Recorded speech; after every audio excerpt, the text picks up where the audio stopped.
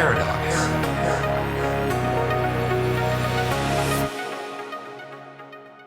Alright guys, it's Jahlon with the Paradox Gaming Network. It's the end of October. It's the 30th. We got our Intrepid Studios Ashes of Creation update today. There was a lot of good information in today's update. What I want to do is I want to show you the video. I'm going to do some talking over it. I'm going to put up all of the snapshots of good information, and then I'm going to join you back in a couple of minutes when we do the Q&A portion. So first things first, Intrepid did show off some PvP footage. People have been asking for PvP footage, and I was actually surprised at the number of people who were upset about this footage. This was not a video designed to highlight or showcase PvP. This was a video designed to do connectivity testing as well as character movement with a lot of people in one location in Unreal Engine 4.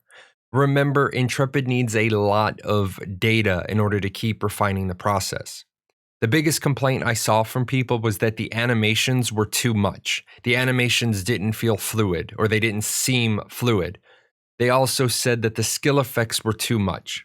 Well, keep in mind that these animations are first pass. They're still in progress. These skill effects are still first pass, and these are going to be toned down. Yes, the current skill effects you're seeing on the screen are way too much, not really going to be able to see what's going on. Intrepid is going to tone these way down before the game ever gets into the hands of the players. Plus, you're going to have some ability to do client-side customization where you can bring that level down even further. While the video is up, I want to talk about PvP balancing.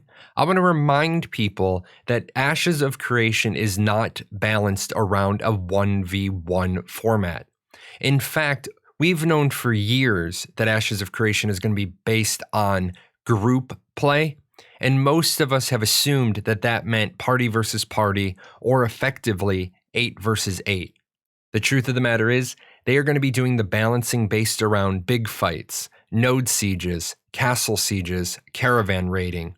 There's going to be synergy between groups, so you're going to see group versus group balancing, party versus party balancing, but mainly for the bigger events.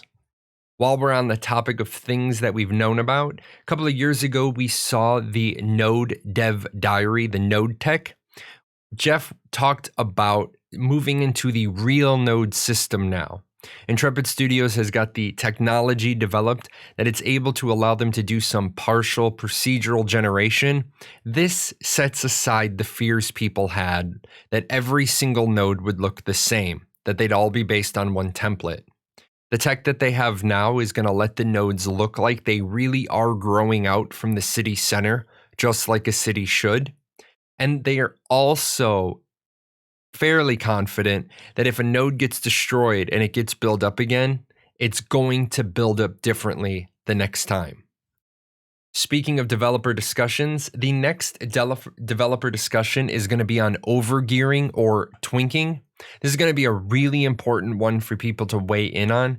I say that because there are certain issues with a game like Ashes of Creation where players at a certain level keep themselves at that level with a high amount of gear just to grief other players. So make sure that when this dev discussion goes live, you jump in on it and you share your thoughts. As a monthly reminder, the cosmetics are going to change on November 4th.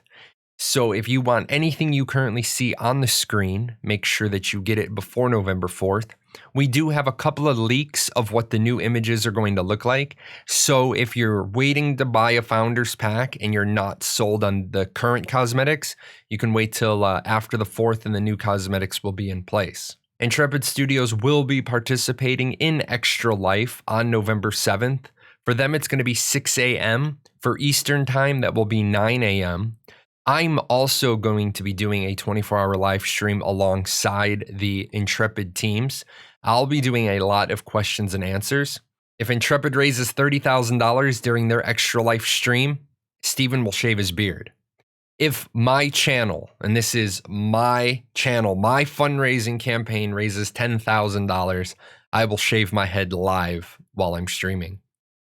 Want to talk about the alpha testing schedule that was in last week's creative director letter? That link is in the description below if you haven't seen the letter. I had the opportunity to interview Steven about the creative director letter. That interview has just popped up in the upper right-hand corner, and it's in the description. January is going to be Intrepid's next hiring phase. If you have the skills that Intrepid needs, apply away. If you don't have the skills that Intrepid needs, help them out, do them a favor. Always be looking at their Twitter, looking at their different social media, joining their social media, and sharing those hiring announcements. I do want to quickly show off something here with the starter in-game armor versus cash shop cosmetics. What we see here is some of the in-game cosmetics and other armor, and this stuff looks amazing. For the last couple of years, there's been an ongoing concern that Ashes of Creation is going to be like Black Desert Online, where only if you buy a cosmetic from the shop would you look good, and everybody else is going to look like a bum. I think Intrepid is showing off amazing in-game armor with this particular live stream. So anyone who is worried about the cash shop buyers being the only people who are going to look good and everybody else is going to look like a plebeian, I think you need to relax. I'm pretty certain Intrepid has knocked it out of the park with their in-game armors.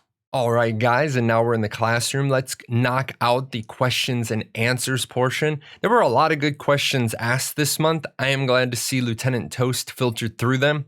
Really looking forward to some of the answers that come in the forum thread. Remember, if the question you asked didn't get answered on the stream, Lieutenant Toast may actually have the answer for you on the forum thread. We're going to start with the what information will you know about your fellow citizens? For those of you that don't remember, citizenship is actually your highest allegiance.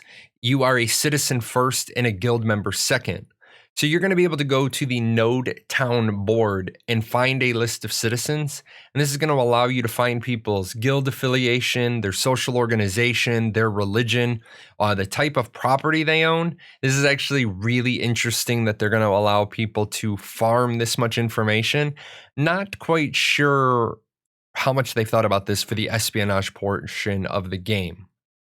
Next up, we have shops and stalls. Now, this question wasn't asked about shops and stalls. It was asked about node sieges, but we do know that shops are items that stay on you, and it's going to be a billboard over your head indicating stuff to sell. You're also going to have stalls, which is a physical location that you rent, and then it's going to be managed by NPCs. And then these items become linked to your warehouse. Now, the question was what items in shops or stalls are going to be vulnerable to node sieges? And there's not really a good way to answer that.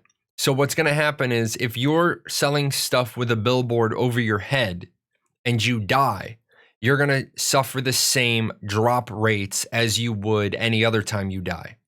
If your stuff is locked in a stall, since it's linked to your warehouse, you're not actually there, so you can't be killed. The items that would be affected by a node siege would be under the node siege rules. Don't really want to dive into that. You can find information on that at ashes101.com. Let's talk about changing your second class, or changing more specifically your secondary archetype to change your class.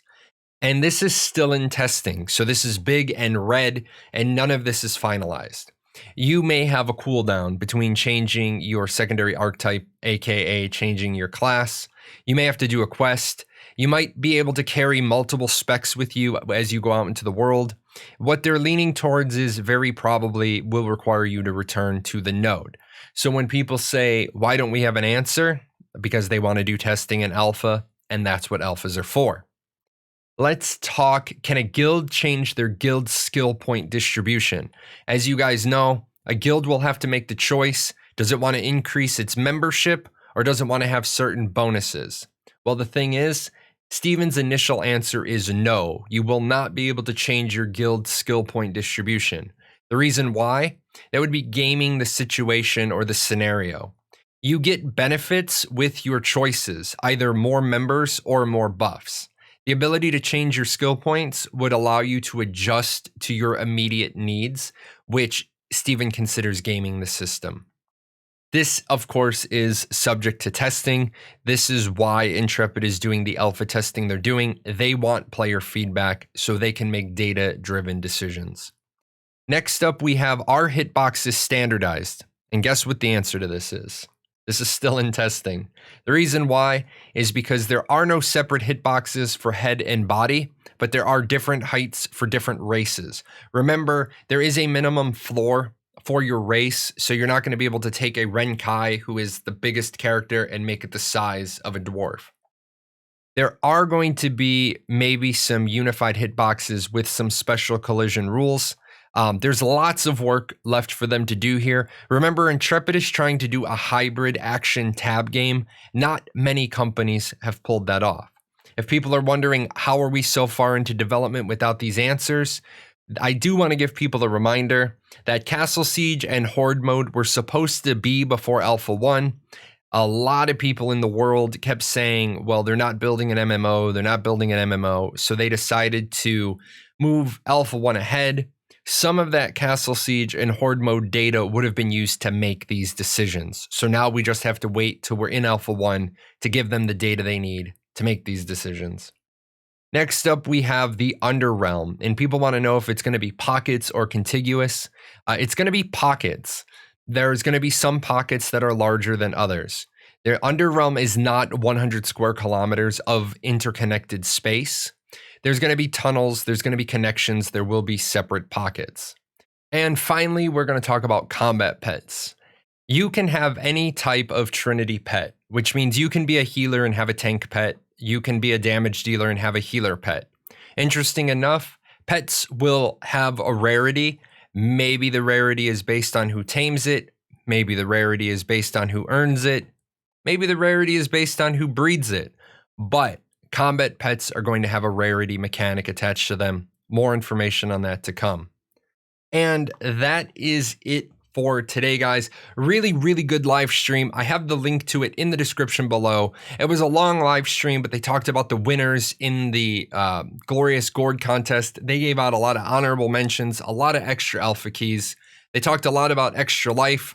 So if you go and you look at the live stream and you're like, where's the meat? Well, remember, the meat is oftentimes not necessarily the kind you want.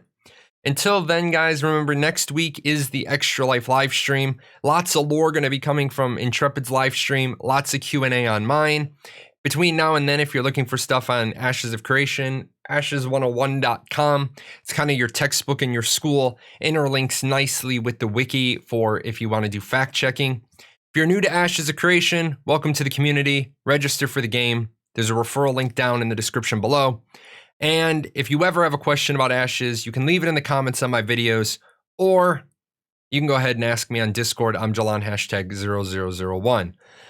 I'm going to put this into post-production, and then I'm going to start the heavy lifting, getting ready for a 24-hour live stream next week. You guys take care, and I'll see you then. What are you still doing here? Nobody ever stays this long. This is the end screen. Well, since you're here, there's a couple other videos I think you should check out. And all those names, those are my patrons over at Patreon. I couldn't do this without them.